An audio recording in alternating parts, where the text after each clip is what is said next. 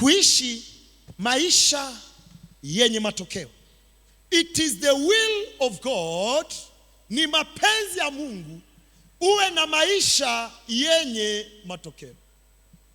Ni mapenzi ya Mungu uwe na maisha yenye matokeo. Usiishi kama mfu. Mungu amekuleta duniani uwe na maisha yenye matokeo. Hakukuleta duniani kwa bahati mbaya. Wiki iliyopita, na clip hiyo nipongeza wenzangu wa media walivyoitengeneza, imesambaa kwa kasi sana, ya kwamba wewe umezaliwa kwa kusudi. Wewe umezaliwa kwa mapenzi ya Mungu. Wewe sio nyongeza, wewe sio bahati mbaya. Kila mwanadamu unayemuona, hata ukiona anaanguka kwenye mitaro na ulevi, ni kwamba tu amekosea barabara, lakini aliumbwa for effective life. Aliumbwa kuishi maisha yenye tija. Aliumbwa kuishi maisha yenye matokeo. Sema amen. So ndio maana na kufundisha somo linaloitwa kuishi maisha yenye matokeo. Maisha yenye matokeo ni aina gani ya maisha? Ni maisha ambayo una results, una matokeo kwenye kila kona ya maisha yako. Kwenye maisha yako ya kiroho una matunda. Kwenye maisha yako ya kimwili una matunda. Kwenye familia una matunda. Kwenye uchumi una matunda. Kwenye utumishi una matunda. Yaani unakuwa mtu ambaye tunaitwa well rounded personality. Mtu ambaye kila kona ya maisha yake ni mtu wa matokeo. Popote anapokanyaga anazalisha matokeo. Chochote anachokishika anasababisha matokeo. Kwa sababu wewe uliumbwa kuwa mtu wa matokeo. Amina. Uwepo wako duniani ufanye dunia kuwa bora. Kuna mtu anasema, pastor, unaongea duniani wakati Nyanembe yenyewe hawanijui. Sikiliza, hapo umeanza kufanya makosa. Wewe unatakiwa uwepo wako duniani uifanye dunia kuwa na ladha. Hukuletwa duniani kuongeza idadi ya watu. Uliletwa duniani kuongeza ladha ya dunia. Piga makofi, sema amina. Sema amina. Sema amina. Sema mimi nilizaliwa kwa kusudi la Mungu. Sema mimi nilizaliwa niwe mtu wa matokeo. Mungu aliniumba niwe mtu wa matokeo. Kama unaamini pamoja na mimi, piga makofi, haleluya. Na katika safari hii nikasema ni lazima ufanye kitu kinaitwa moja katika safari ya kuwa mtu wa matokeo, kuwa mtu ambaye una impact, a man and a woman of impact. Sasa impact kwa Kiswahili sijui ndo nini? Ndo matokeo? Nisaidieni, ndo matokeo au ndo mguso? Whatever the case, matokeo.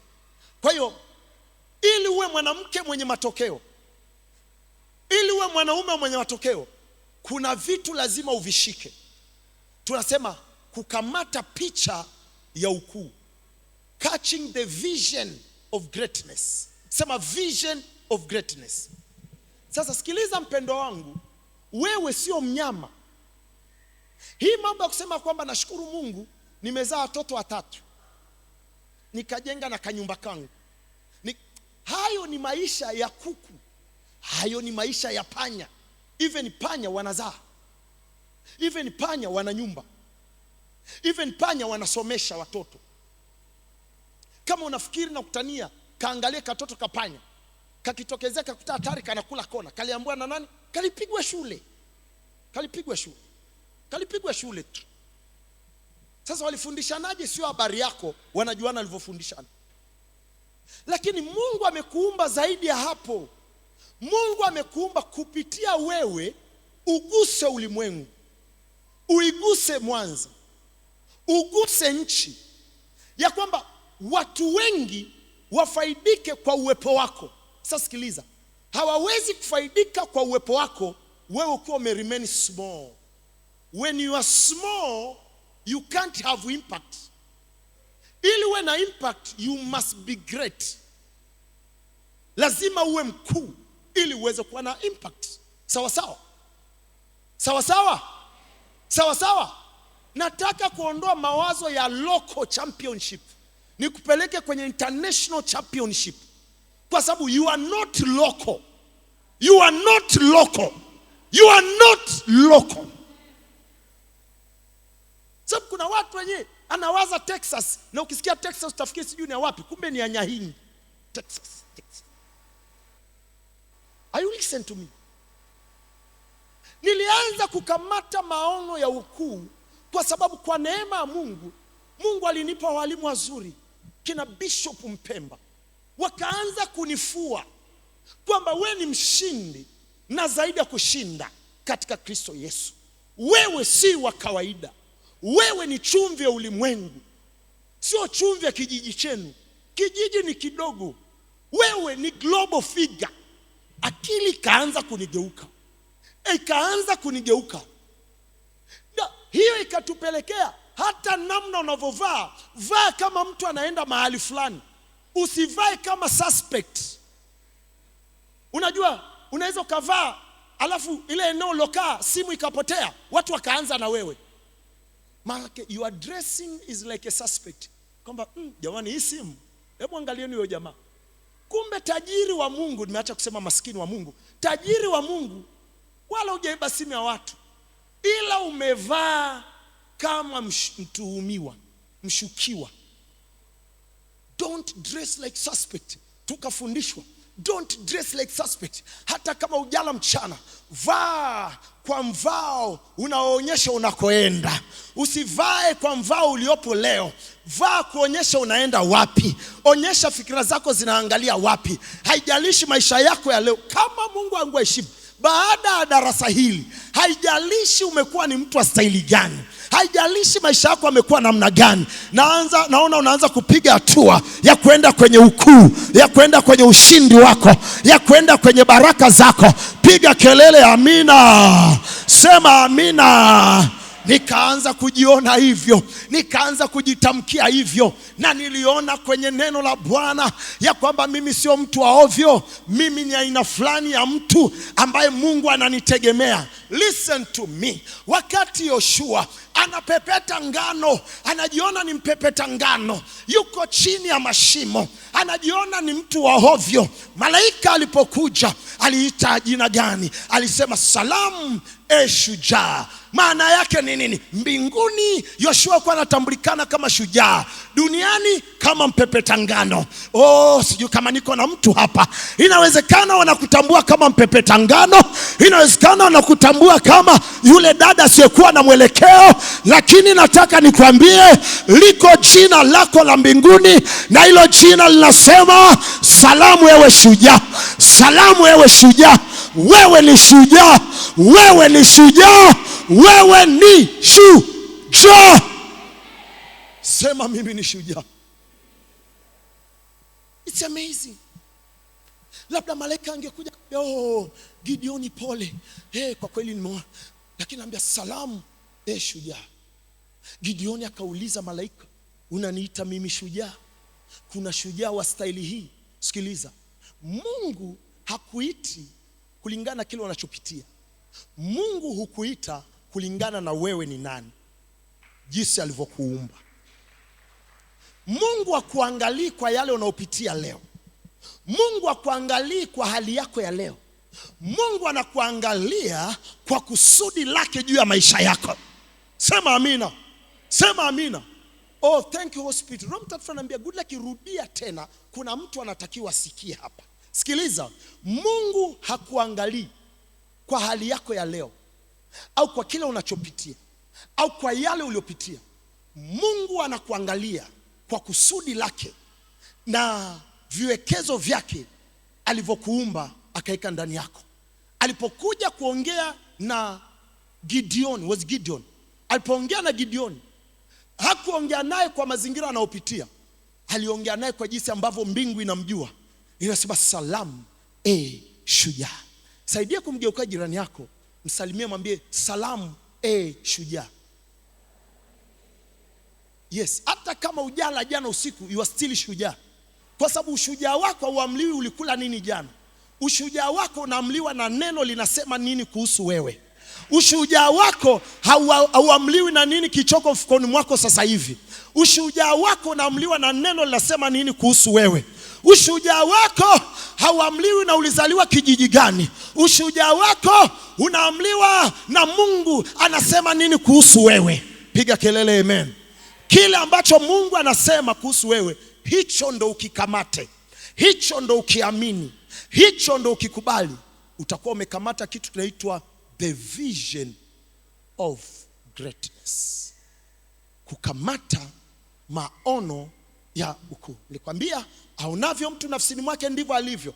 Huwezi kwenda mbali zaidi ya jinsi unavyojiona. Mithali 23:7. Aonavyo mtu nafsini mwake ndivyo alivyo. You can't be greater. Huwezi kuwa mkuu zaidi ya jinsi unavyojiona. Ndio maana kabla Mungu hajashughulika na mtu siku zote, atamtumia neno kwanza. Atamtumia neno kwanza. Kazi ya ile neno ni nini? Imtengenezee picha ndani yake. Imtengenezee picha kwenye moyo wake. Aanze kuona sawasawa na picha ya neno la Mungu kwanza. Mungu kabla ya kuanza kufanya kazi na wewe, ataanza kukusemesha neno. Ataanza kukusemesha neno. Ataanza kukujengea picha ndani yako kwanza. Tunaita that's a picture of greatness. Ile picha ukishaidaka, maana yake uweze kuona kama yeye anaona. Kwa sababu wawili hawawezi kwenda pamoja wasipopatana. Hawajanielewa kitu nasema. Jiulize ni kwa nini Mungu anataka kuleta uzao wa maelfu kwa maelfu kwa Ibrahimu. Kabla hajauleta, ilibidi amuingize Ibrahimu kwenye shule ngumu. Anamwambia hesabu nyota. Ambia Ibrahimu njoo, hesabu nyota. Ni kwa nini? Ni kwa sababu ndani ya Ibrahimu unamwelezaji utakuwa baba wa mataifa wakati hata mtoto mmoja hana. Hiyo shule itaingiaje? Ndani yake anajiona ni tasa. Ndani yake anajiona hana watoto. Ndani yake kumejaa scarcity. Sikiliza, ona kitu Mungu alichoanza kufanya. Hakuanza kumpa watoto, alianza kumtengenezea picha kwenye fahamu zake. Are you following? Wapendwa, na kufundisha vizuri kuliko unavyofikiria. Alianza kutengeneza picha kwenye fahamu zake.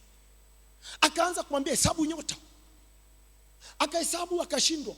Akaambia hake, umeshindwa. Umeziona ni nyingi, nitakupa watoto kwa wingi kama hizo nyota. Akaenda kwenye mchanga wa bahari. Akampitisha Ibrahim kwenye mchanga wa bahari. Lengo ni nini? Apate shule ya wingi. Baadaye akaambia nitakupa mtoto, nitakupa watoto kama mchanga wa bahari. Utagundua kabla Mungu hajafanya kitu, huwa anasema. Kabla Yesu hajazaliwa, ilitolewa unabii kuanzia kitabu cha Mwanzo. Isaya ndo akaja akafunga kazi. Bikira atachukua mtoto, atachukua mimba, na atazaa mtoto mwanaume, na uwezo kifalme utakuwa begani mwake. Kwa nini? Anatengeneza picha kabla hajaanza kutembea na mtu. Sikiliza, Mungu siku zote, dalili mojawapo ya kutaka kujua Mungu anakupeleka wapi, angalia aina ya picha anazokufunulia kwenye neno lake. Hizo zinakuonyesha where is taking you. Uko tayari? Mwambie mwenzo uko tayari. Mwambie jirani uko tayari kukamata picha ya ukuu. Namba moja.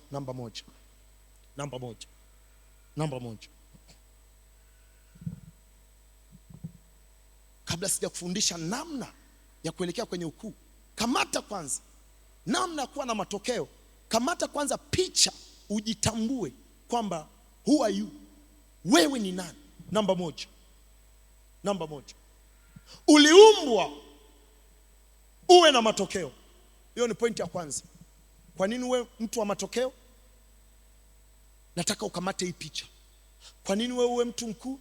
Nataka ukamate hii picha ya kwamba sababu au kuumbwa kwako, uliumbwa uwe mtu wa matokeo.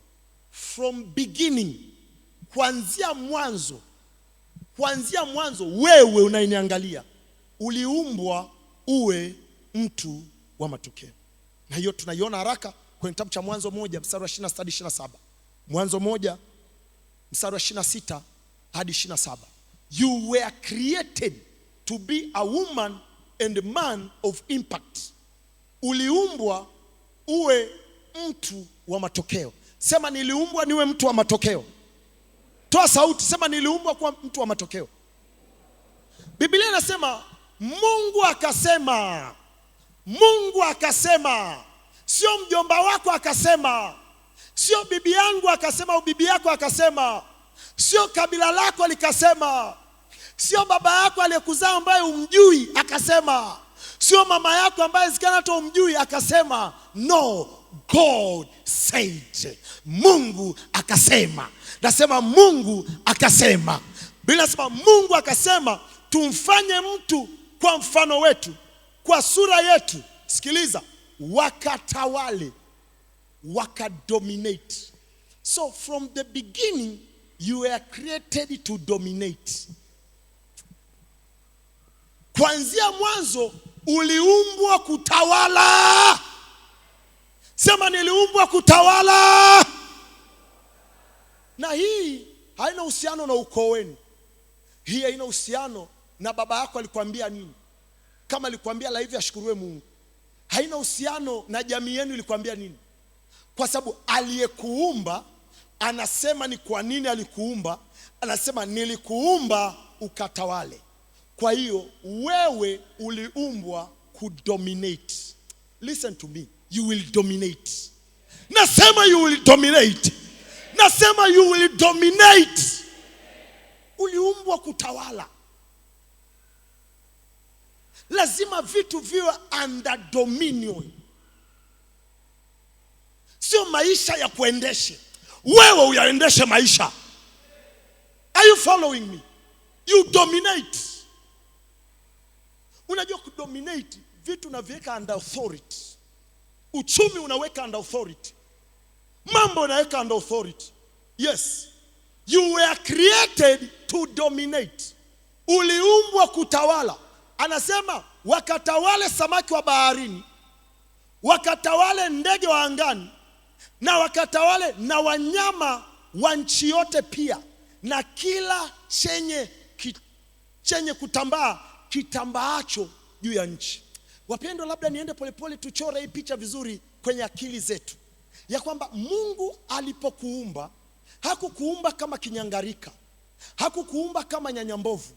Uliumbwa kama mtawala. Nikisema mtawala usiseme sasa mbona sijai kuwa rais. Sio kuwa rais ndio maana kuwa mtawala. Biblia nasema kwamba uwe na domination, uwe na utawala juu ya maji, uwe na utawala juu ya anga, na uwe na utawala juu ya ardhi. Sema amina. Sema amina. Sema amina. Maana yake maji hayana mamlaka kuangamiza. Ardhi haina mamlaka kuangamiza. Anga haina mamlaka kuangamiza. Ila unatakiwa uwe na utawala juu ya vyote hivyo na vitu vilivyoko ndani ya hizo ardhi na vitu vyoko juu ya anga na vitu vyoko kwenye maji. Sikiliza, ukianza kushika hii mentality, umeanza kuondoka. Nasema umeanza kupaa. Nasema umeanza kwenda mbele. You were created to dominate, my daughter. Narudia wanangu, mliumbwa kutawala. So ishi kama mtawala. Behave kama mtawala. Ndio maana saa zingine naambia hata pale nyumbani kwako, hebu nikipatembelea ionyeshe pana mtawala pale. Usiache mazingira yakajiendesha. Yaendeshe mazingira. Kwa sababu you were created to dominate situations. You were created to dominate situations. Acha ionyeshe mahali hapa pana kiongozi. Acha ionyeshe hii familia pana mtu hapa. Sasa kiongozi simaanishi tu mwanaume. Kila mtu pale Biblia, wanawake na wanaume, you are created to dominate. Biblia, you are created to dominate. Sawa? Ushanielewa? Sasa ile shule ya kwenye ndoa hiyo ni nyingine, siko huko. Sawa sawa? Maana yake Mungu anataka.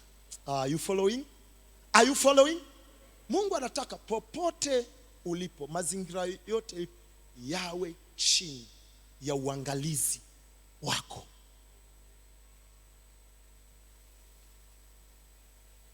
Are you following? Kwa unaona kumbe Mungu alipotuumba tu, tuliumbwa kama watawala. Mstari wa 27. Ona sasa. Mungu akaumba mtu kwa mfano wake. Kwa mfano wa Mungu alimuumba mwanaume na mwanamke. Mstari wa 28. Mungu akawabariki. I love that. Sema tulibarikiwa. Akawaambia, ona namba 1, be fruitful. Zaeni. Sikiliza. Kama Mungu angeishi hivyo, mimi siwezi kukosa kuwa fruitful. Why? Biblia inasema akawabariki. Akawaambia zaeni. Sasa hii zaeni watu wamechukua ni watoto tu. Ni kweli ni mojawapo ya kuzaa.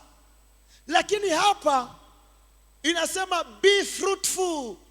To be fruitful is more than to bear children. Roho Mtakatifu unisaidia watu wako wazuri. Niweke Kiingereza.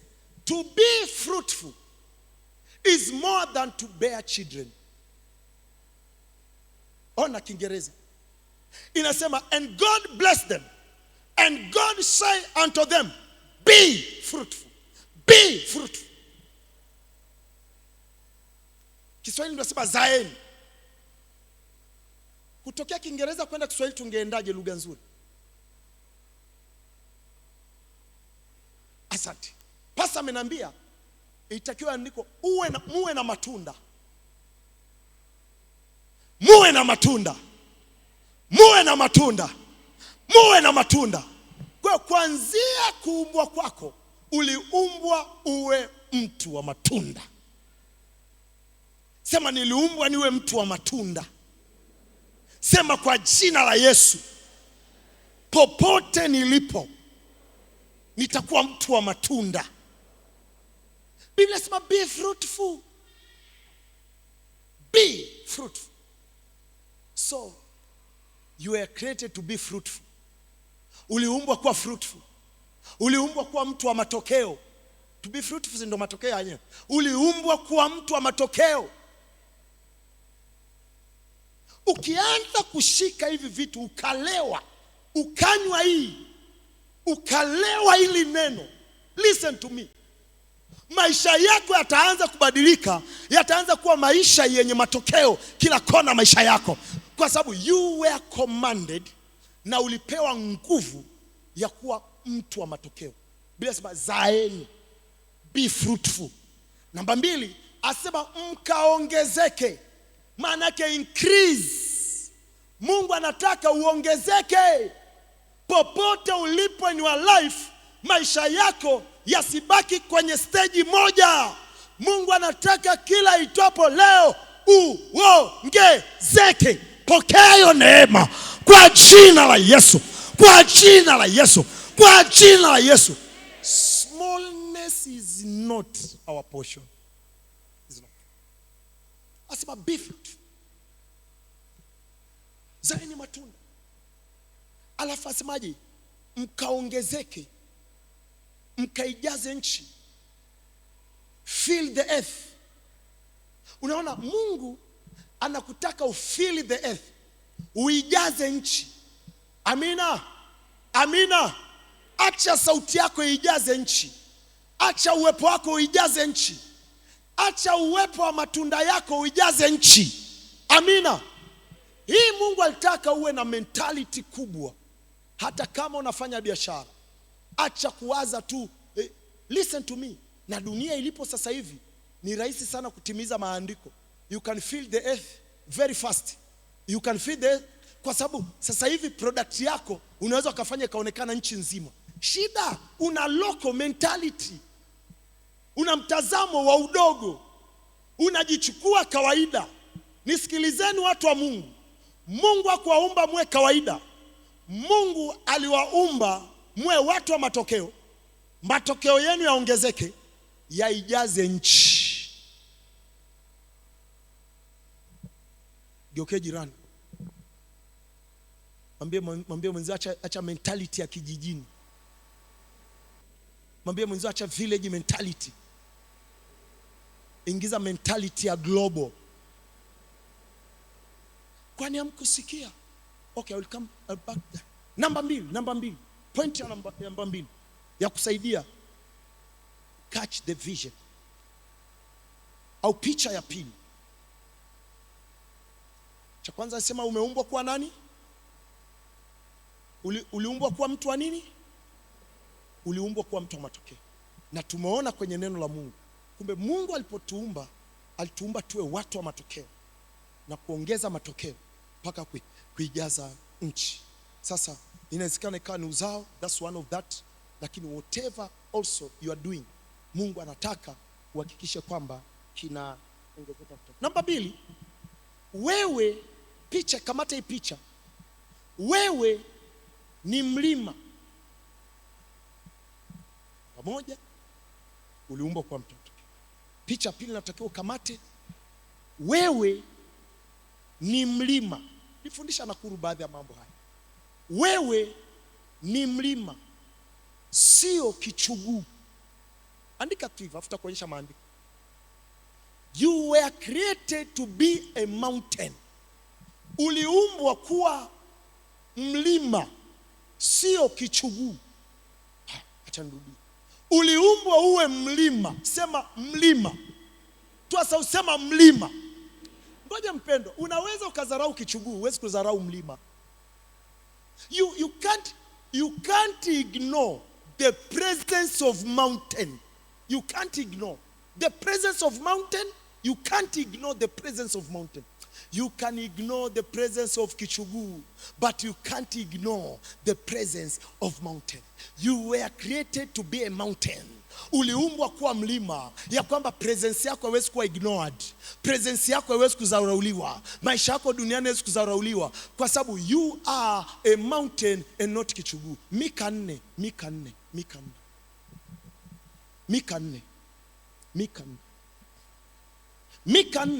inasema, lakini itakuwa katika siku za mwisho ya kwamba, fuatilia vizuri, hii ni shule ya kitume, inaenda ndani kidogo. Fuatilia vizuri. La sivyo unaweza usione baadhi ya mambo. Inasema, lakini itakuwa katika siku za mwisho ya kwamba mlima wa nyumba ya Bwana utawekwa mara juu ya milima, nao utainuliwa juu ya vilima, na watu wa mataifa watauendea makundi. Sasa ngoja kusaidia haraka. What is the mountain of God? Is the church. Sawa. Asema katika siku za mwisho mlima wa nyumba ya Bwana utawekwa juu ya vilima, na utainuliwa juu ya vilima, na watu wote tauendea. Kinachoongelewa ni nini? Kanisa. Sema kanisa. Nilijua hapa lazima niende polepole. Sema kanisa. Kwa hiyo kiBiblia, unapoona Biblia inasema mlima wa Bwana, is talking about the church. Sawa. Inaongelea kanisa. Na anasema siku za mwisho. Sema siku za mwisho mlima wa Bwana utawekwa juu ya milima. Kwa utakuwa is the biggest mountain. Amina. Sasa ngoja nikuulize, kanisa ni nani? Kanisa ni mimi na wewe. Sawa. Kanisa ni kina nani? Ni kina nani wanatengeneza kanisa? Kanisa ni wale waliomwamini Yesu Kristo kuwa Bwana na Mwokozi wa maisha yao. Sawa. Mungu akusaidie ukamate hii picha. Ukikamata hii picha umeondoka. Unakuwa mtu kama mlima. You become a woman like a mountain. Sema woman like a mountain. You can't be moved. Alafu your presence cannot be ignored. A person like a mountain. Nimeanza safari ya sasa hivi nimejikagua ni kama mountain fulani. Sasa nataka kuwa the mountain. Sema the mountain. Biblia inasema itakuwa katika siku za mwisho mlima wa Bwana. Kwa hiyo kanisa linaitwa mlima wa Bwana. Tuko mpaka hapo. Sema kanisa la Mungu. Sema jina lingine la kanisa la Mungu ni mlima wa Bwana. Sema ni mlima wa Bwana. Sema ni mlima wa Bwana. Sasa kanisa ni nini? Kanisa ni wale walioitwa na kutakaswa na damu ya Yesu. Hao ndio kanisa. Tuko mpaka hapo. Kanisa ni wale waliookoka, waliompa Yesu maisha yao, ndio anaitwa kanisa. Na Mungu anasema hao ni milima. Hao ni milima. Na anasema ni milima, ni mlima wa Bwana utakaowekwa juu ya mlima. Sasa sikiliza, siku zote ukiona Biblia imefundisha kitu alafu ikafananisha na kitu fulani, nenda kaangalie kile kitu. Ukiona Biblia imesema simba, nyinyi ni kama simba, au nyinyi ni kama chumvi, maana yake Mungu anataka ukasome shule ya chumvi uelewe anaongea nini kuhusu wewe. Mungu ametuita sisi ni milima. What is a mountain? Mlima ni nini? Number one, mlima wowote ni landmark. Sema landmark. Sasa landmark kwa Kiswahili nini? Ni alama, si ndio? Ni alama tu. Mbona umedogosha kutoka kwenye Kiingereza? Yaani mlima wowote ni landmark, ndio alama. Mmesema kwa Kiswahili. Bwana asifiwe. Unajua maana yake nini? Mungu anasema you are a landmark. Sema mimi ni landmark. Sema mimi ni landmark. Wapenda, ukianza kushika hii picha ambayo iko ndani ya moyo wangu na iko kwenye neno la Bwana, utaanza kujichukua tofauti ya kwamba wewe sio kawaida, wewe ni landmark. Ngoja nikueleze labda landmark ni vitu vya staili gani, utanielewa, ili tutoke tu kwenye alama ya kawaida, si ndio? Mshai kuona minara? Mshai kuona minara? Ile minara wewe inaitwa ni landmark. Vile ndio vitu vinaitwa landmark. Mfano Dar es Salaam kuna yule mtu ameshika nani pale, si ndio? Bunduki. Kuna siku joto liliwaka akashuka, nilishangaa. Nikaambiwa pasa hiyo ni AI. Kaona ameshuka anajifuta. Sema joto limekuwa kali sana. Ile ni landmark. Amina. Inakuelezea hiyo idara. Ukiingia Moshi kuna landmark. Mfano Mwanza, mawe ya Bismarck ni landmark ya Mwanza, si ndio? Pale zero, Mwanza zero pale kwenye Kiplefti pale pana lisaa, hiyo ni landmark. Hizo ni alama zenye influence, alama zenye ushawishi, vitu venye ushawishi ambavyo saa zingine ukifika mji fulani ili ulete story kwamba ulikuwa mji fulani, kuna maeneo unayoongelea yanakuwa ni landmark. Sasa sikiliza, mlima is a landmark. Ushai kusikia kuhusiana na mlima Kilimanjaro? Mlima Kilimanjaro ushai kusikia?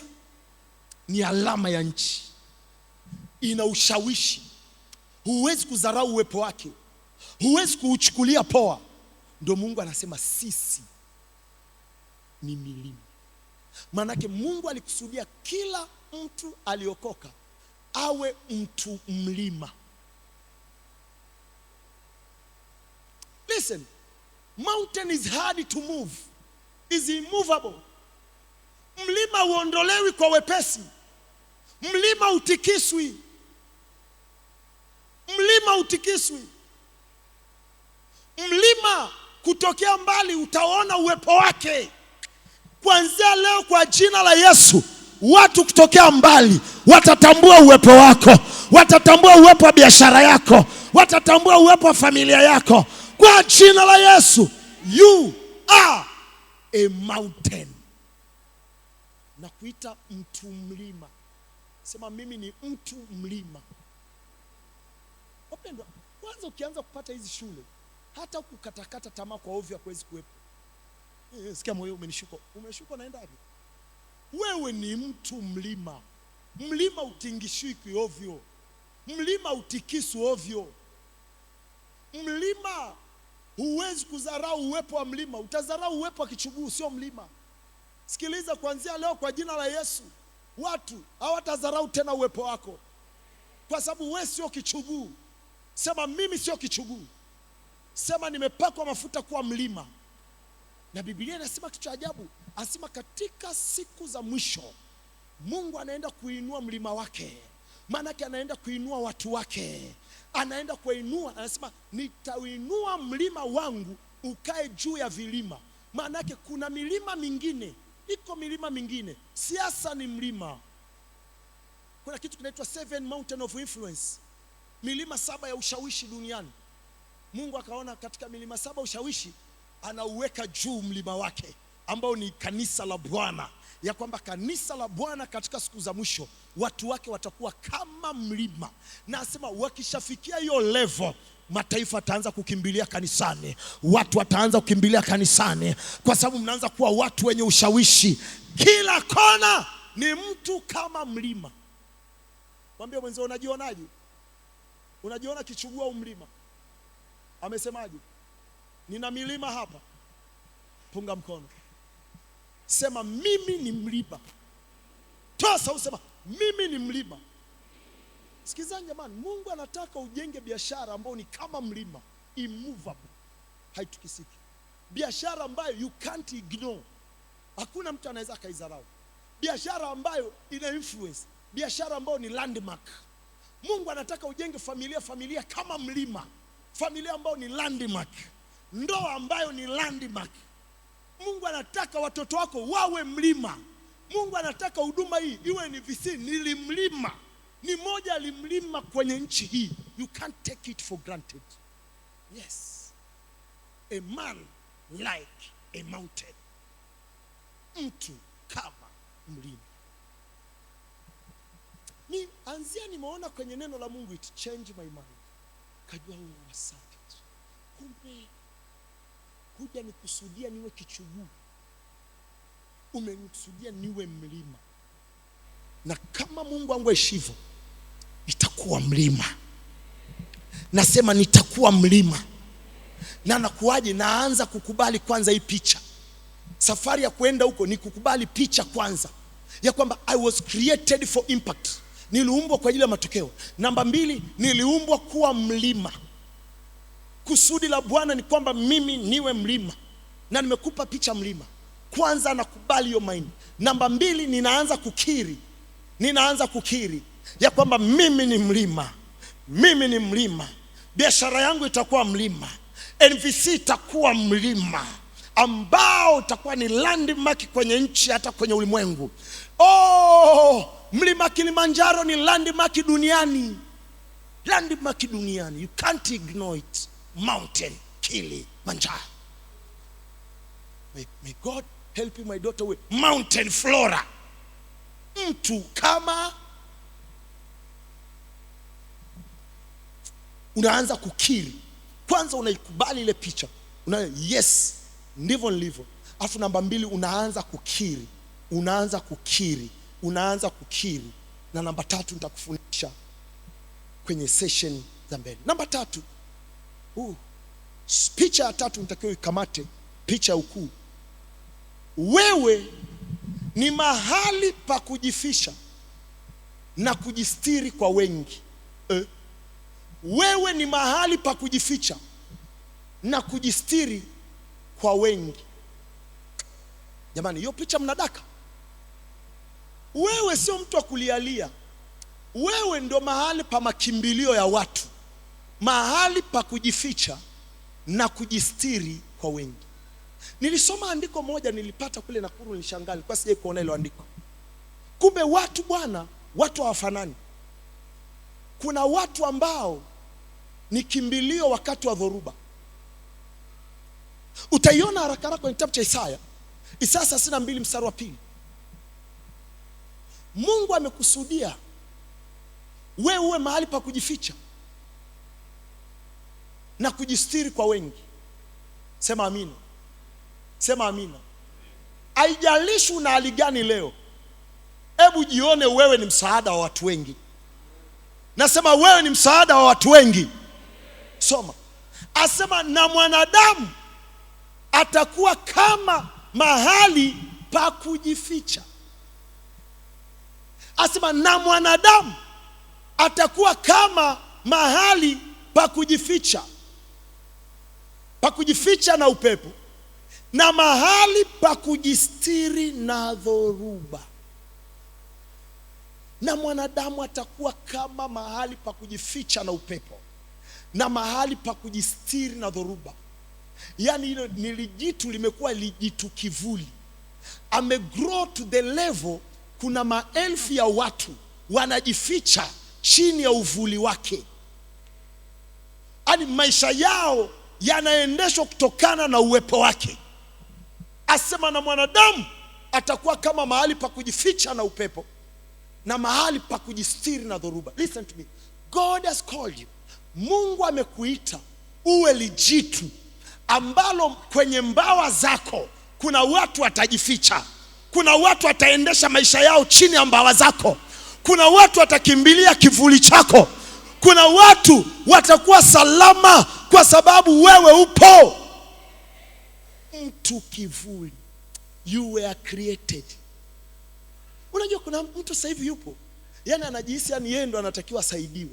Sikiliza. Ondoka kwenye hiyo mentality ya kwanza kwa jamani mimi ni wakusaidiwa, najua mimi. Sikiliza. Mungu anakutaka wewe ujitambue, ukamate hii picha, ugrow kiasi kwamba maelfu ya watu wawe na amani na furaha kwa sababu wako chini ya uvuli wako. Biblia inasema na mwanadamu atakuwa mahali pa kujificha na kujisitiri. Sio nyumba itakuwa mahali pa kujificha, mwanadamu. Maana kuna wadamu wataibuka, wengine wataenda kaa chini ya mbawa zao. Huyo mwanadamu ni wewe. Nasema huyo mwanadamu ni wewe. Nasema huyo mwanadamu ni wewe. Watoto wako watajificha chini yako. Familia yako itajificha chini yako. Ndugu zako watajificha chini yako. Kijiji chako kitajificha chini yako. Mwanza itajificha chini yako. Tanzania itajificha chini yako. Piga kelele amen. Amen. Kana hujasoma. Asema na ufalme wa Mungu unafanana na mtu alichukua mbegu ndogo kuliko mbegu zingine zote. Asema inaitwa mbegu ya haradali. Asema naye alipoipanda. Asema huu ndio mfumo wa ufalme wa Mungu. Yesu anafundisha kuhusu how the kingdom operates. Yesu akasema ufalme wa Mungu unafanana. Maana yake anafundisha namna ufalme unaoperate. Asema sawa na punje ndogo ambayo ndio ndogo kuliko punje zingine zote. Anasema mbegu ya haradali. Anasema mbegu ya haradali ndio mbegu ndogo kuliko mbegu zote. Kama hujui mbegu ya haradali ikoje au hujui muharadali ukoje, usipate shida. Hapa panaitwa Gloryland, pana miharadali tumekupandia. Nenda pale nje. Hiyo miti utakaona ina vitunda vyekundu vidogo ni muharadali. Nimeamua kukuletea Biblia hapa. Ni muharadali. Sana lile tunda. Angalia kale, kuna vimbegu vidogo. Chawa ni mkubwa. Chawa ni mkubwa. Anasema sasa ufalme wa Mungu unafanana hivyo. Mtu aliyechukua mbegu ndogo kabisa akaipanda. Asema alipoipanda ikamea, likawa limti likubwa. Nyuni, ndege wa angani wanaitwa nyuni, wakaja kwenye uvuli wa ule mti na kujenga viota vyao. Ndio anasema mtu wa ufalme anavyofanana. Mtu katika ufalme, mwanadamu ambaye ameshaingia kwenye ufalme, huyo sio mtu wa kawaida tena, watumishi wa Mungu. Anasema unaweza kumuona kama mtu wa kawaida. Inawezekana ni mbegu ile bado inamea haradali. Anasema ikishakuwa inakuwa ni limti likubwa. Asema ikiisha kupandwa hukua, ikawa kubwa kuliko miti yote ya mboga, ikafanya matawi makubwa, hata ndege wa angani waweza kukaa chini ya uvuli wake. Asema that's how kingdom operates. Unapokuja katika ufalme, unaweza ukaja umechakaa, unaweza kaja ujielewi, lakini maadamu umeshapokea mbegu ya ufalme ndani yako, ule ufalme unaanza kukua ndani yako. Ukiupa nafasi, ile neema inaanza kukua ndani yako. Unaanza kutengenezeka sawasawa na kila ambacho Mungu amekusudia. Biblia inasema unafanyika kuwa limti likubwa ambao ndege wa angani wanakuja kujenga viota kwenye matawi ya huo mti, na huo mti ni wewe. Mungu, najua nahubiri shule ngumu, nisaidie tu. Saidie kuingiza mwenyewe kwenye akili za watu. ya kwamba Mungu amekusaidia uwe limti likubwa, sio tu mlima mkubwa, lakini uwe mti mkubwa. Sema, mimi ni mti mkubwa ambao ndege wa angani wanakuja kujenga viota vyao.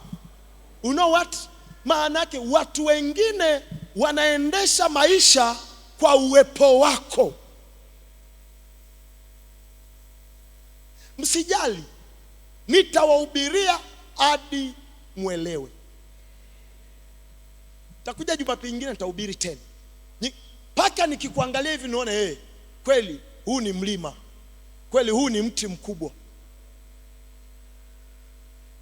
Mungu amekusudia kupitia wewe unajiona.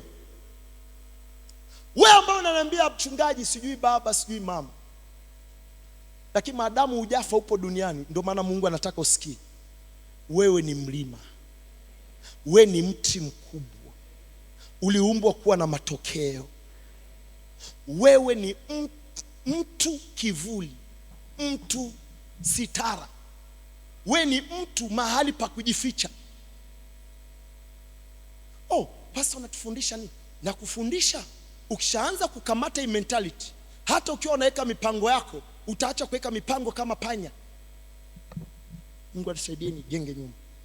Mungu anisaidie nisomeshe mtoto. Mungu anisaidie nipate chakula.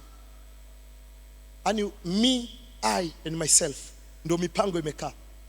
Kwa nini? Ni kwa sababu hujijui wewe uliumbwa zaidi hapo. Utaanza kuwa na mipango ya tofauti. Ya kwamba kwa nini naanzisha hii biashara? Nataka niajiri watu 5,000. Hujanielewa chochote. Kuna tofauti ya mwanafunzi anayesoma ili aajiriwe na anayesoma ili ajiajiri. Acha nirudi. Kuna tofauti ya mwanafunzi yuko darasani anasoma ili aajiriwe, na mwingine anasoma aje ajiajiri na aajiri wengine. Tofauti kabisa. Wanawaza mitazamo miwili tofauti. Kwa hii picha niliyokupa, lazima uanze kujua sasa hivi, Mr. Sulimba, maisha yako yanategemewa na wengine. Uanze kujua kwamba kuna maelfu ya watu wanahitaji uvuli wako. Sababu kuna mwingine anasema, pastor, unaniambia maelfu, mimi mwenyewe sijiwezi. Nibebe na mwingine. Listen to me. Achana na kujiweza, weka pembeni. Wewe ni zaidi ya wewe. Wewe umeumbwa uwe landmark. Shida yako nataka ufe kama kunguni. Kana hujasikia. Mhubiri analalamika sema, nimeona baa chini ya jua. Waliokusudiwa kuwa wakuu wanalala na njaa.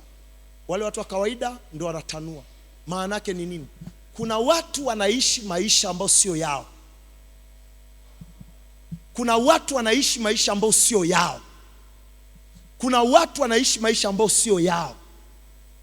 Maisha ambayo yanakuwaza wewe tu, sio ya kwako hayo.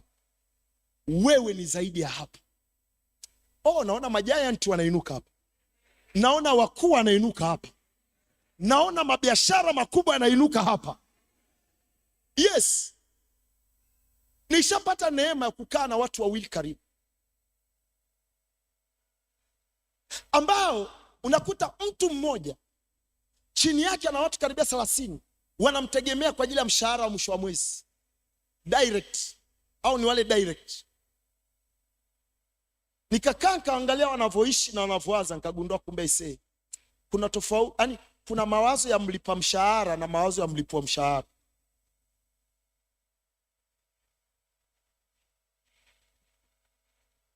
Juzi mmesikia kuna mchina mmoja ameuawa. Mmesikia?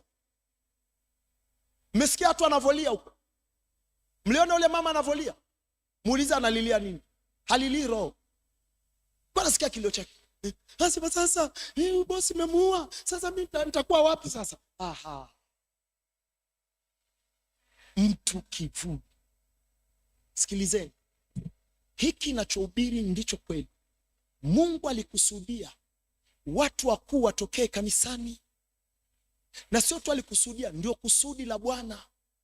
Great people should emerge from Zion. Watu wakuu watokee Sayuni. Amina. Na ukiona tunaanza kuwafundisha aina hii ya masomo, ujue kwamba ndio siku za mwisho vile vile. Sababu Biblia inasema katika siku za mwisho mlima wa Bwana utainuliwa juu ya vilima. Ukisikia mlima wa Bwana utainuliwa, kina nani? Maana yake ni watu waliokoka. Mungu atawapa influence isiyokuwa ya kawaida. Mungu atawainua kwa namna isiyo kawaida. Ndugu zanguni, changamkeni, changamsheni akili, changamsheni macho. Amka wewe usinziae. Amen. Mungu amesema ataenda kulifanya kanisa lake kuwa na nguvu. Sikiliza, moja eneo ambayo Biblia iko wazi itakuwa ni nguvu ya uchumi. Nguvu ya uchumi. Yes, nguvu ya nini? Ya uchumi. Mfano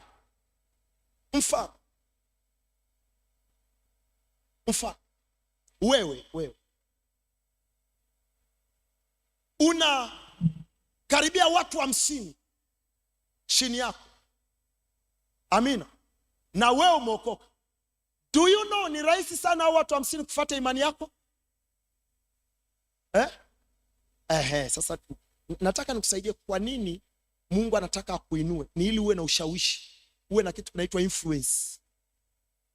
Mungu alipoongea na Ibrahimu alimwambia, I will make your name great. I will make you great and your name great.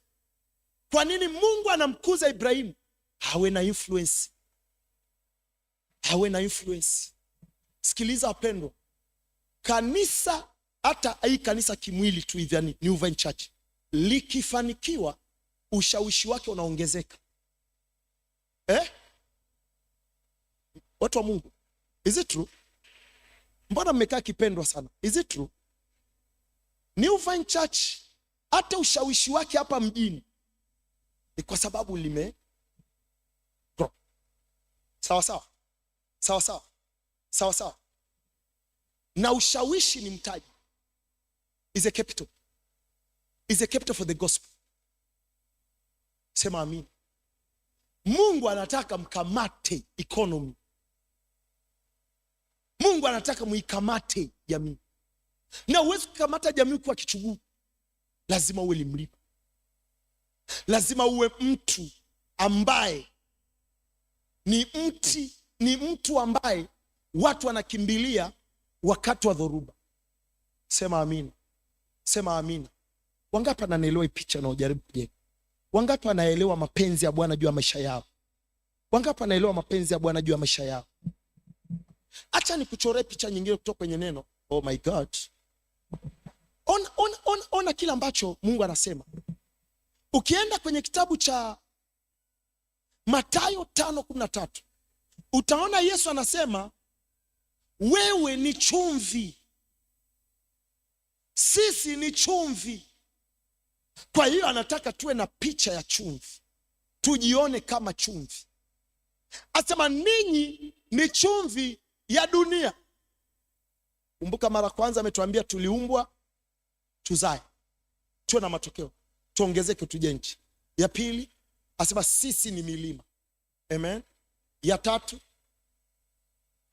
mwanadamu ambaye ni nani?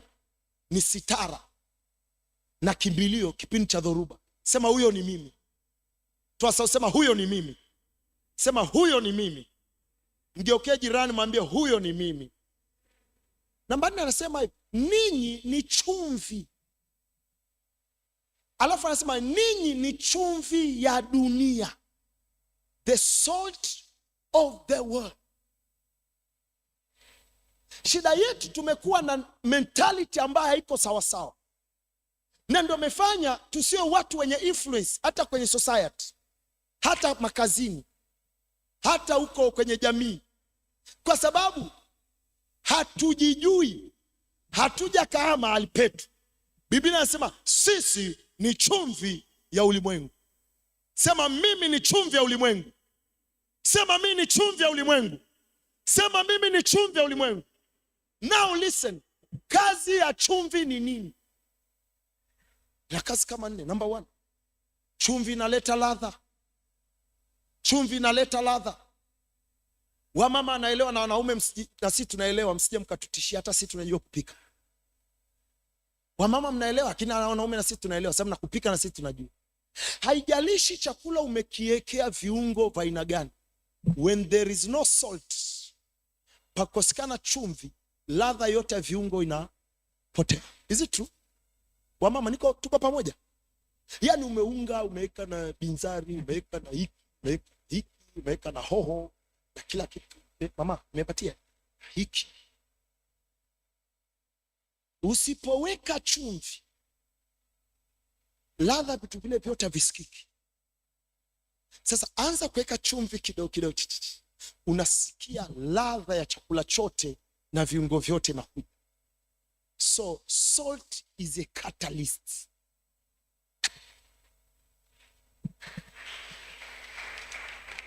Pasa unamwongelea nani? Na kuongelea wewe. Yaani huyo anayemwongelea ni wewe. Wewe ni catalyst. Chumvi inaleta ladha. Maana yake Yesu alichokuwa asema ninyi ni chumvi ya dunia, alikuwa anasema ninyi ni ladha ya dunia. Sema mimi ni ladha ya dunia. Tuasa usema mimi ni ladha ya dunia. My daughter Neema, simama mwanangu. Ulinitumia matokeo yako afu baba yako sija kujibu. Congratulations. Hayo ndo mambo mwanangu. Mwanangu alipiga shule kula akaambia dadi check hiyo mambo. Hii ndo mambo ya kistaarabu haya. Hizi ndo shuhuda unatakiwa uniletee. Mungu akubarikie. Ila sijafungua hata kuyaona vizuri. Nitayafungua nikitulia. Lakini kama umekuwa na ujasiri wa kunitumia, may God bless you. Sio kasema baba tukimtumia matokeo ayaangalie. Taangalia mwanangu. Thank you. May God bless you. Mimi ni ladha ya dunia. Wapendwa, swali, unajiona kama ladha ya dunia? Ona picha Yesu anaokujengea. Wewe ni chumvi ulimwengu. Maana yake dunia bila wewe Bwazi, kuna ladha inapungua. Sema dunia bila mimi. Toa sauti, sema dunia bila mimi. Kuna ladha inapungua. Hivi nikwambie, ukikamata hiyo picha, utajiona mtu wa ovyo. Utajiona mtu wa nyongeza. Utajiona ni mtu ambaye kwamba mimi hata nikifa haina shida. Ushasikia watu wanasema mimi hata nikifa tu haina shida. No. Wewe ni ladha ya dunia. Shida ni ladha ambalo halijielewi. Shida wewe ni ladha usiojielewa. Nimekuja kukuamsha ujielewe. Wewe ni ladha ya dunia. Wapendwa, with all humility, nimefika hapo kujielewa hivi. Mimi personal, sijali unanionaje, that's your opinion, but me, I know. Mimi ni ladha huyu. So wherever I go, nasababisha ladha. Wherever I go, sisababishi matatizo. Kwa sababu mimi sio matatizo ya dunia. Mimi ni ladha ya dunia. Nasema mimi sio matatizo ya dunia. Wewe sio matatizo ya dunia. Biblia inasema wewe ni matatizo ya dunia. Wewe ni ladha ya dunia.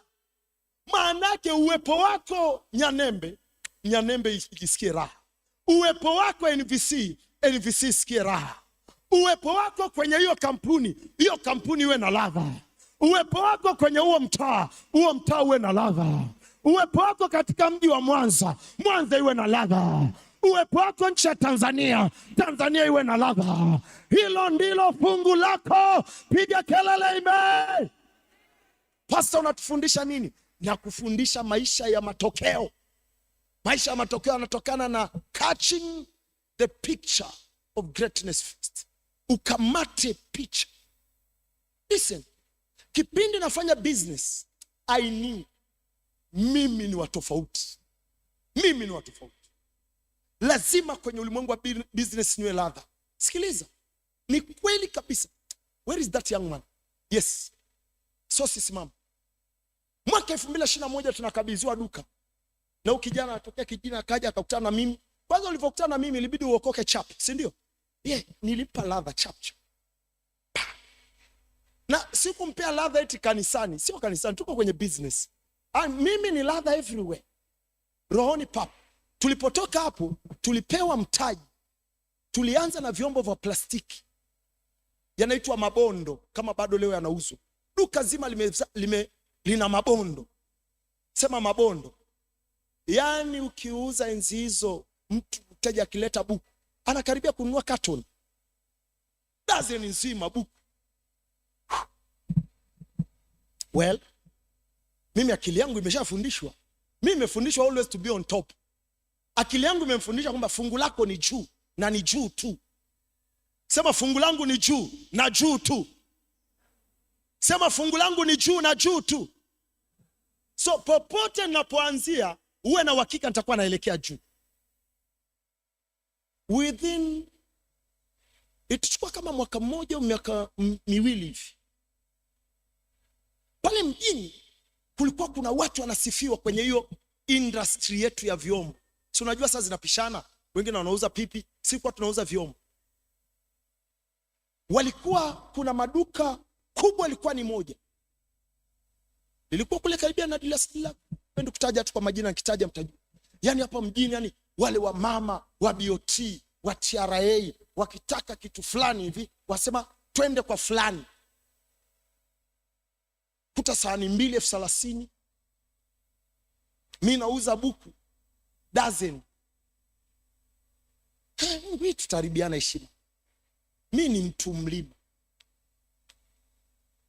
Nikawa na maono nikiwa na kijana kwamba I'm going to change this shop.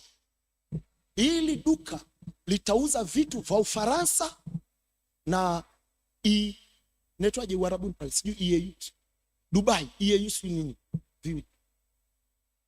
Nikaanza kidogo, kaanza kwa sababu unaona huku mapromokoni sio level zangu. Nimeanzia huku lakini sio level zangu. Ni kama mtu yuko huko chini sasa hivi, kuwa hapo ni njia ya kuenda kwenye level zako. Shida yako wewe umeweka kituo, shida wako ndio umegeuza ni maisha. Wapendwa, nakwambia na mimi nakuhubiria ujumbe wa mbinguni. Mbingu inasema hapo ulipo sio level zako. It's not your level. Baada ya muda, unajua nini? Duka lile tukaanza kuuza vyombo vya Ufaransa na vya Uarabuni. Usilete mchezo. Glass unaitupa chini. Mteja anakuja, mama hivi, ule mkwara tu na yani nairusha kwenye sakafu, naambia mama ona hiyo. Hiyo glasi kwa inaitwa Rolex. Inaitwa Rolex. Unairusha papa. Wewe mtoto utavunja. Kama mama zivunjiki hizo. Hey, shilingi ngapi? Unaambia glasi 6 shilingi 50,000. Baada ya muda mama yake yuko, mama wewe simama, njoo. Mama yako alikwambia ananifahamu? Alikuwa ananifahamu kama mchungaji au muuza duka? Kama za duka. Wale wa mama wote, yani saa zingine tu anakuja, yani wa mama saa zingine wanakuja wanapata raha tu pale dukani. Unajua mama na vyombo tu. Mama yake huyu hapa nilifahamiana naye dukani, sababu kwa ni wateja wangu. Nilisomba hiyo BOT. Asante mama. Hiyo si BOT. Yani wale wa mama wote wenye nguvu kama wewe, wote walikuwa wanapita pale.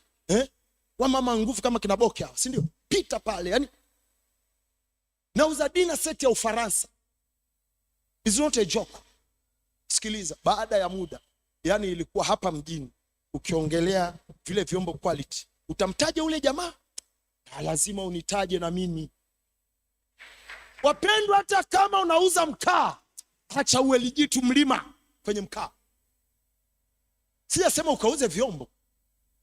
Chochote unachofanya uwe na mentality ya ukubwa. Uwe na mentality ya ukubwa. Ujue kwamba Bwana anataka uwe mkubwa. Maxi, Mungu anataka uwe mkubwa. Uwe mlima kwenye hiyo industry. Yeah. Asante naomba. Watu wakitajwa jina lako litajwe. Sema amina. Sema amina. Sema amina. Maisha yenye matokeo. Hakuna mtu utakayemtisha ukiwa huku chini kwenye vinyangarika. Hakuna mtu utakayemtisha. Hakuna mtu utakaye influence. Watu wanakuwa influenced na matokeo. sio story. Amen. Amen. Hebu nende mkawe wakubwa katika jina la Yesu. Wafanya biashara nende mkawe wakubwa katika jina la Yesu. Hizo ndoa zikawe yani great marriages katika jina la Yesu. Hawa watoto wenu wakawe watoto wakuu katika jina la Yesu. Kila kitu kinachokuhusu wewe lazima kiwe na mtazamo wa ukuu, kwa sababu ndiyo mapenzi ya Bwana. Kama napiga makofi, piga makofi. Umeelewa? Mtazamo wa ukuu. Greatness is the will of God. Greatness is the will of God. Ukuu ni mapenzi ya Mungu. Ukuu ni mapenzi ya Mungu. Ukuu ni mapenzi ya Mungu. Na uliumbwa kwa ajili ya ukuu vile vile. Mtu asikudanganye. Haijalishi uko wapi. Ndio maana paka leo even this church, angekuwa Pastor Jafet angekwambia ninapambana, sema itaeleweka tu. Wewe uone hata geti tunavyolijenga. Yaani vitu vya yani unapita getini hata ujue umepita. No. Nikamwambia Pastor Jafet, ili geti wanatakiwa kule pala nini ambapo pale ni New Vine. Yaani mimi napenda vitu mabonge. Bonge. Kabisa. Yes. Acha kufanya vitu ambavyo hata vionekani. Hivyo vitu sio hadhi yako. Mwambie mwenzo sio hadhi yangu. Kuna mlima uliojificha. No. Mlima ujifiche. Mlima ni public. Yes. Unasikia maidota? Na atakaye kuchumbia wewe ana bahati sababu amepata mrembo mlima.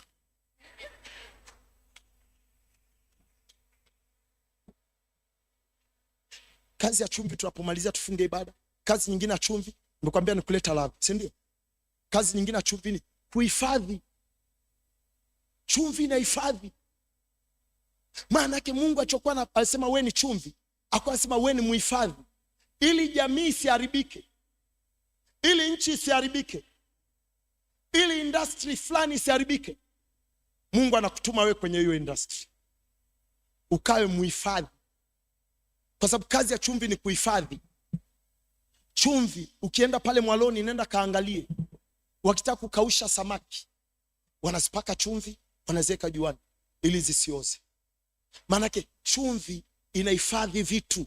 Sema amina.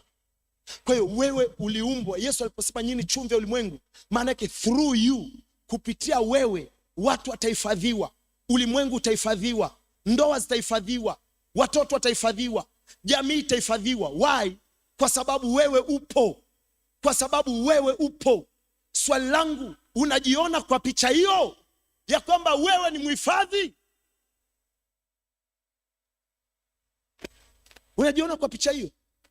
Au ndio hiyo unapambania maisha yako? Wewe ni mhifadhi. Through you vitu havitakiwi kuoza, vitu havitakiwi kuharibika. Sema amina. Sema amina. Kazi ya chumvi nini? Aleta uhai. Namkumbuka waziti mtume Nabii Elia wa Elisha pale kwenye mto Mara, sio Mara ya Tarime, mto Mara, maji yake ni machungu.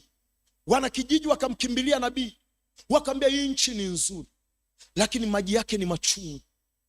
Akasema nileteeni chumvi kwenye chombo kisafi.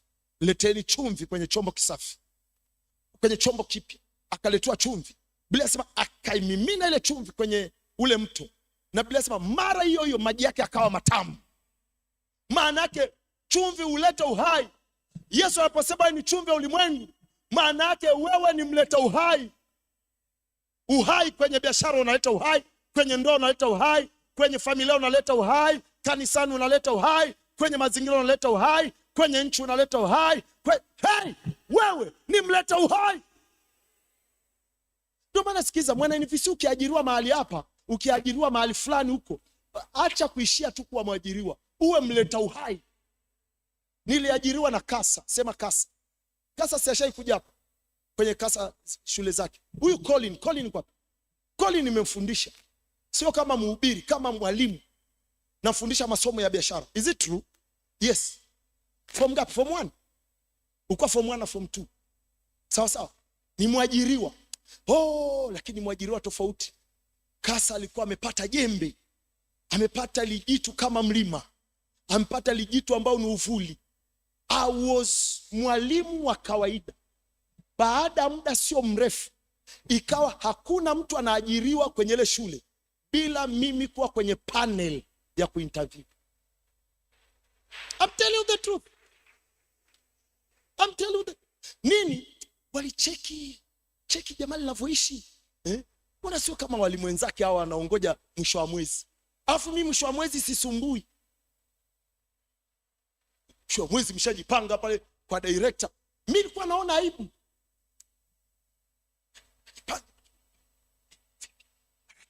Anatoa. Hii nikawa nitadogoka sana. Mungu no. I'm bigger than this.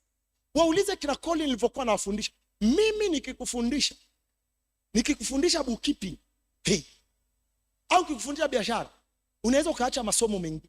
Unaweza kafikiri tu hii dunia ni biashara. Kwa sababu I teach na maini yangu yakiwepo hapo, na utumbo na moyo na kila kitu.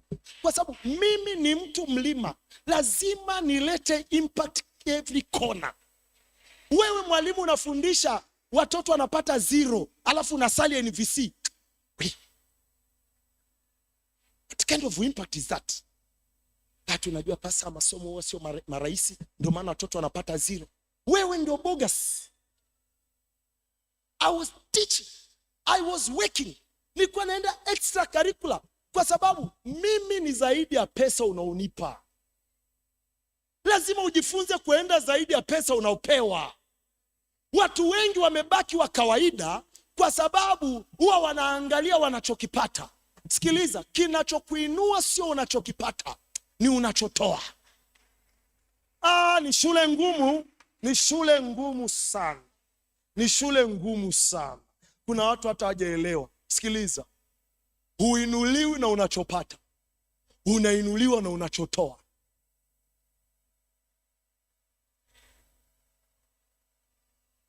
Sikiliza, acha niende kwenye ulimwengu ambao nauelewa kidogo wa biashara. Sikiliza, sawa. Ni nini kinachoinua biashara? Is the service and the quality of service you give, not you receive. Bado hamjanielewa tu? Hamjanielewa? Yesu akasema ni heri, ni baraka kutoa kuliko kupokea. Kwa hiyo watu wakuu hawatengenezwi na wanachopokea, wanatengenezwa na what they give. Sasa watu wengi hatukulelewa kwenye kugive zaidi ya tunachopokea, tumelelewa kwenye kupokea. Ndio maana unakuta watu hata makazini hawana performance, kwa sababu hajali anacho perform, anajali mwisho wa mwezi ukifika apokee. Na watu wa hivyo wote wanaishia kwenye lower class. Wote kuna daraja la kimaisha hawawezi kuvuka. Daraja fulani la kimaisha ili uvuke, lazima uwe na impact kwenye hiyo taasisi. Lazima uwe kama Yesu alichofundisha, uongeze ladha kwenye hiyo taasisi, ulete impact kwenye hiyo taasisi. Na kuongeza ladha na kuleta impact, lazima ugo beyond normal. Uende beyond normal. Sema beyond normal. Ambacho ndio Yesu amefundisha nyie watu. Kwa nini warokole wengi hawainuki? Unajua kwa nini warokole wengi hawainuki? Hawashiki hizo kanuni. Hawashiki. Usilete mchezo. Ninaenda kuomba kuacha kazi, mkurugenzi anagoma. Si alikuja hapa, mnakumbuka? Aishaikuwa hapa akasema nilimgomea huyu asiache kazi. Na akasema mnafikiri kwa nini nilimgomea? Alikuwa mtu mzuri. Akaniambia sikiliza, si mlikuwa mmeshanunulia gari ile extra. Akaniambia si una gari. Akaniambia naona muda wangu wa huduma na utoshi. Acha. Akaniambia sasa hivi gari yako nitailipa 100,000 kila mwezi. Gari inalipwa 100,000 kila mwezi ya mafuta ili niendelee kuwepo.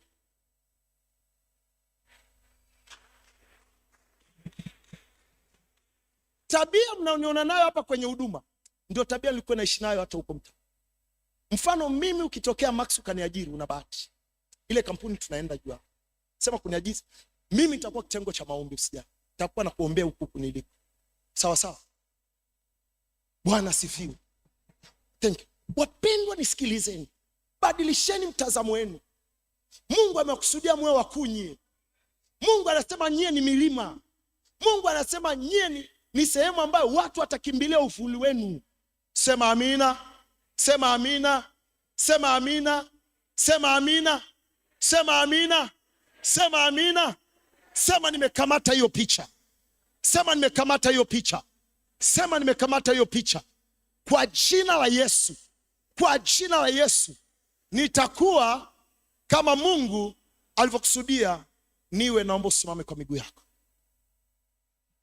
So nikija tena nitamalizia vipengele vingine vya kutengenezea tena picha.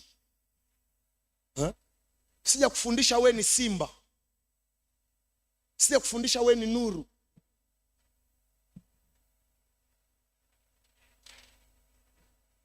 Ukianza kujijua namna hii, kuna namna utaanza kubehave.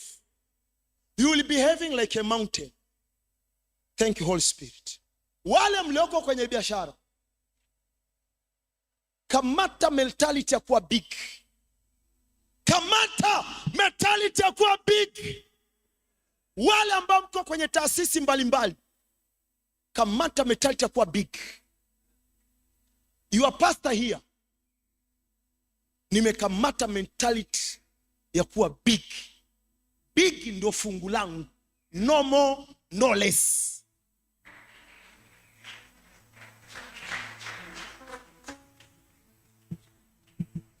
Unaona na mentality ya small. No. Ni kweli sijafika, lakini angalau mawazo yangu mimi najua kabisa Mungu mkuu huzaa watu wakuu. Hakuna tembo anayezaa sungura. Tembo anazaa tembo. Amen. Kwa nyewe wote ni matembo. Nasema wote nyewe ni matembo.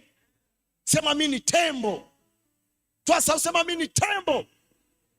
Yeah, kwa sababu tembo huzaa tembo. Kwa staki hata wafanyakazi mlioajiriwa serikalini, mlioajiriwa kwenye private sector, muwe sawasawa na wafanyakazi wenzenu. No. You are greater than them. Fanya zaidi ya wao. Acha ifike uwe ni mfanyakazi mlima kwenye hiyo kampuni, kwenye hiyo taasisi, kwa hapo serikalini. Amina. With time, baada muda utaanza kuona Mungu anavyokuinua. Amina. Unapofanya biashara zako mwenyewe, wale ambao mnafanya biashara wenyewe, uko Buongo unauza nyanya, acha kujilinganisha na wamama nyanya wengine. It's not your level. It's not your level. Uza nyanya kwa mentality ya ukubwa. Uwe na mawazo hata ya kushika wateja wakubwa wa nyanya. Umeshanielewa? Sio wateja wanakopa tu. Kuna ambao hawakopi. Shida yako uelewi. Kuna ambao hawakopi. Tatizo hujajibrandi kwa level ya wale ambao hawakopi. Na kwa nini hujajibrandi hivyo? Una mentality ya udogo. Mungu anataka hivi siku zote. Hili jambo nimejifunza miaka yote. Mungu anataka uanzie padogo, lakini ukiwa na operate na mtazamo wa ukubwa. Mungu anataka uanzie padogo, but operate with mentality of greatness. Kwa hiyo hata kama ni kaduka kadogo, kapangilie kwa style ambayo mtu akija ajue bana huyu hana tu mtaji, lakini akipata mtaji anaonekana atafika mbali. Umeshanielewa ninachosema? Kwamba huyu ni uwezo tu hana, lakini inaonekana atafika mbali. Mungu akatai kuanzia padogo, lakini anataka uanzie padogo, lakini uoperate kwa style ya ukubwa. Ninaona hizo kazi zinaenda mbele. Nasema naona hiyo familia inaenda mbele. Nasema naona huo utumishi unaenda mbele. Kwa jina la Yesu. Ili tupelekea tulipokuwa tunaanza huduma tuna 50,000. Nikaambia wenzangu, Yesu sio mganga kienyeji. Kanisa lisikuwa kama kwa mganga kienyeji, no. Let's believe God. Let's believe God. Tukaenda kwangu tukafagia. dada mmoja wa Kiroma, sitaka nimsahau. Mambo ya Mungu ni ajabu. Mungu alipoona imani yetu kwamba jamaa wanapenda ka standard, akatufungulia mlango. Kuna mama mmoja akatunulia nini zinaitwa marola, rola za nini? Za vitambaa. Dada mmoja wa Kiroma, sijai kumuona. Yaani alikuja akatunulia kaondoka. Ukianza kuwa na mtazamo ukubwa, Mungu ataleta watu. Alitoa dada mmoja Kiroma, sitaka nsahau. Akaenda mjini na Rita, wakafanya shopping. Ukumbi ulikuwa na matundu ya panya, tukafunga kitambaa nusu. Pakarembuka. Nikamwambia tutafuteni na kakapeti, tulikuwa tunaweza kuna kakapeti ka kipisi tu. Yesu sio mganga kienyeji. Ni kweli unaanzia padogo, lakini fanya vitu kwa mtazamo ukubwa na utaona baraka za Bwana. Haleluya! Pokea hiyo neema kwa jina la Yesu. Pokea hiyo neema kwa jina la Yesu. Pokea hiyo neema kwa jina la Yesu. Pokea hiyo neema kwa jina la Yesu. Pokea hiyo neema kwa jina la Yesu. Nasema kama Mungu wangu aishivyo, washirika wangu wote ambao Mungu amelipa kwa chunga, all of you will be great people. Mtakuwa watu wakuu. Nasema mtakuwa watu wakuu. Wale ambao kama kina Makorere, madaktari bingwa, hiyo fani yenu mabingwa, mko mabingwa kadhaa. Makorere, be the bingwa of the bingwa. Be the biggest kama iko biggest. Yeah, be the biggest. Piga matukio hospitali pale mpaka mashine zinajiuliza Makorere hii amewezea wapi? Mpaka hospitali ina salute. Hapo umekuwa mtu mlima. Hapo Yesu anainuliwa. Sio wakitaka kufukuza kazi wanaanza na mbrokoli. Ukifukuzwa kazi ili kanisa ili nikakudaba, umefukuzwa. Utanieleza kwa nini ulifukuzwa? Yaani sisi tunakuombea upate kazi, wewe unafukuzwa. Wewe vipi? Hawafukuzaji mtu mzuri. Hawafukuzaji mtu mzuri. Ona sasa msivopenda kuambiwa ukweli. Hawafukuzaji mtu.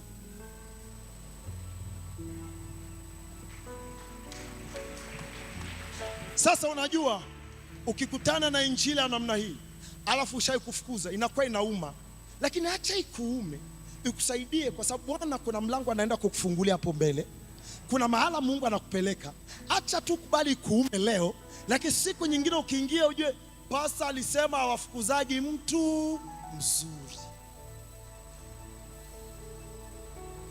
Nyanyua mikono. Anza kuomba neema. Pray. Anza kuomba, omba. Mashakanda rakapos. Oh, moyo wangu kuna mzigo ndani yangu. Watu wa Mungu lazima wakae kwenye standardi zao.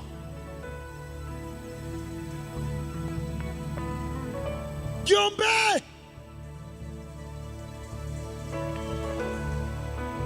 Yeka pashataya. Omba hiyo neema ya ukuu. Omba hiyo neema ya ukuu. Baba, kwa jina la Yesu ninajiunganisha na neema ya ukuu. Nimeona kwenye neno lako ya kwamba kupitia mimi watu wapate msaada, kupitia mimi waone ushindi.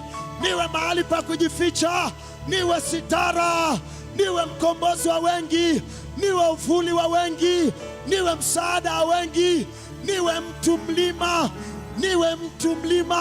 niwe chumvi. Yekatakapo, yekapashakata, yekalakakaka, yekapasakato, yekapashakata, yekatakakaka, yekapasokoto, yekalalalala, yekatalalalala, yekapashakata, rakapa. Omba kwa hasira, omba kwa hasira. It's not your level. Level yako ni ukuu. Level yako ni juu. Level yako ni ushindi. Level yako ni mtu mlima. Pray. Pray. Yes. Yes. Yes. Wewe si wa kawaida. Badilisha namna unavyowaza. Badilisha namna unavyowaza. Waza kama neno. Waza kama neno. Wewe ni mlima. Wewe ni mahali pa kujificha. Wewe ni lava. Haya la la la la la la la. Haya la la la la la la la. Haya la la la la. Weka mkono wako kichwani. Weka mkono wako kichwani. Baba, kwa jina la Yesu. Jehova, kwa jina la Yesu. Ninaomba ile nguvu. Ninaomba ile neema. Ninaomba ule uwezo wa kutengeneza watu wakuu. Unaoinua watu. Unaoinua watu. Huo uwezo uwe juu ya kila mmoja aliweka mkono wake kichwani, kwa jina la Yesu. Kwa jina la Yesu. Kwa jina la Yesu. Pokea hiyo nguvu. Pokea hiyo nguvu. Pokea hiyo nguvu. Pokea hiyo neema. Pokea huo uwezo. Pokea huo ufahamu. Pokea hiyo utambuzi. Kwa jina la Yesu. Kwa jina la Yesu. Kwa jina la Yesu. Kwa jina la Yesu. Piga kelele ime. Hallelujah. Greatness. Ukuu. Ukuu ndio fungu letu. Nasema ukuu ndio fungu letu. Yes.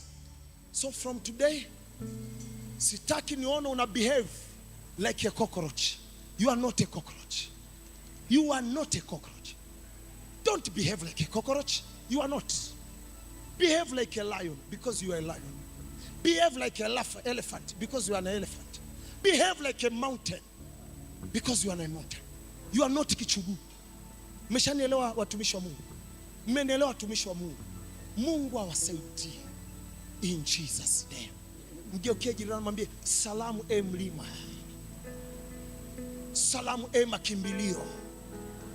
Salamu chumvi. Makofi kwa Bwana.